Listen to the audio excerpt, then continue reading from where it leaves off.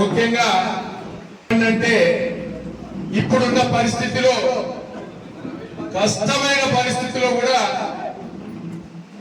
అన్న సీఎం గారితో మాట్లాడి 150 ఆగిపోయినటువంటి కూడా అప్పట్లో ఎలక్షన్ కన్నా ముందు పెట్టుకుని తీసుకొచ్చిందంటే మామూలు మాట కాదు అన్న. సీనన్న మరి ఏదన్నా పట్టుకున్నాడంటే పట్టిన విక్రమార్కం తిరగోల గట్టిగా పట్టుకొని ఆ పని చేసేటువంటి వ్యక్తి పెద్దలు పూజలు గౌరవనీయులు మన పోచారం సీనన్న.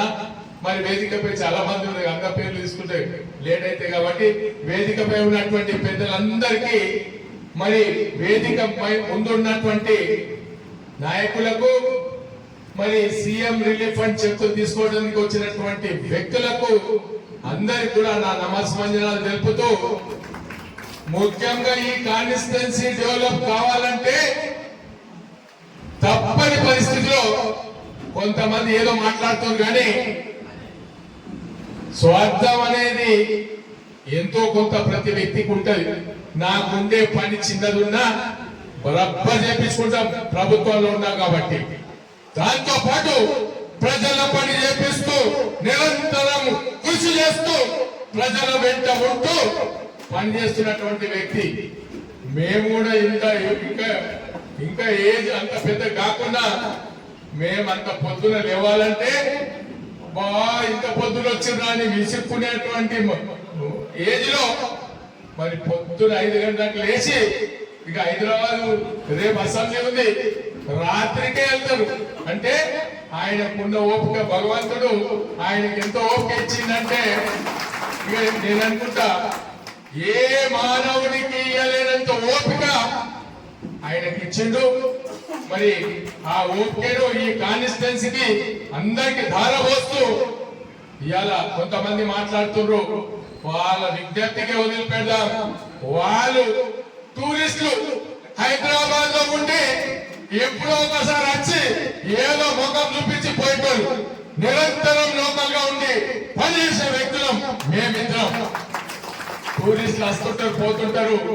ఇక ఆ టూరిస్టుల గురించి మనం ఎక్కువగా మాట్లాడకుండా వాళ్ళ విజ్ఞప్తికే వదిలిపెడదాం. ఇంత పని చేసినటువంటి వ్యక్తి ఇక్కడ చూసినాం, డబుల్ బెడ్రూమ్ చెక్కులు ఏ కాన్స్టిట్యుయెన్సీలో మంచలే.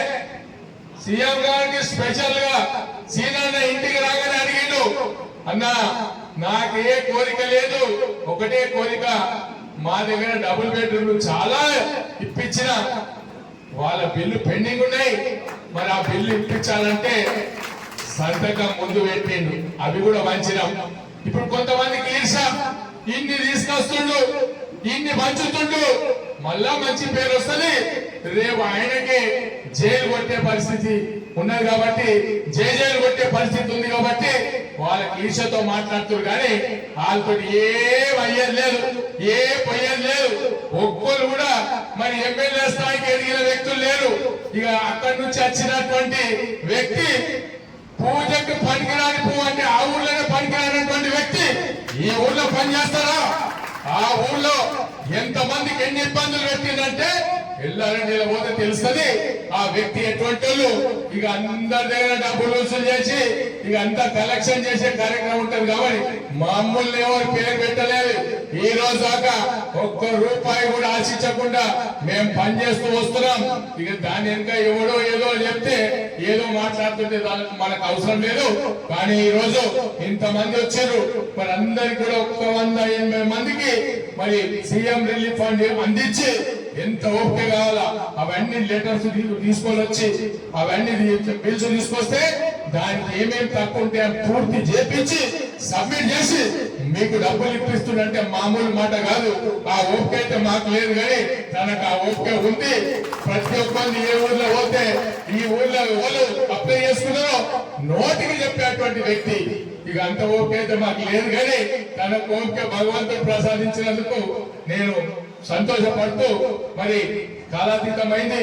ఇక సీనన్న గారు తన అమూల్యమైన సందేశాన్ని ఇస్తూ మరి సీఎం రిలీఫ్ ఫండ్ చెక్కులు ప్రతి ఒక్క మండల్ వైజ్ ఒక్కొక్క మొసల నుంచి స్టార్ట్ చేస్తే బాన్సోడ దాకా సీరియల్ గా నిలబడి ఒక్కొక్కరికి మొత్తం చెక్లు ఇచ్చి సీరియల్ గా నిలబెట్టి ఫోటోలు తీసుకుంటే ఏ మండల్ కా మండల్ ఎవరెవరు వచ్చారో అన్ని తెలుస్తాయి. కాబట్టి నేను సీనియర్ గారిని మరి మాట్లాడాను కోరుకోను.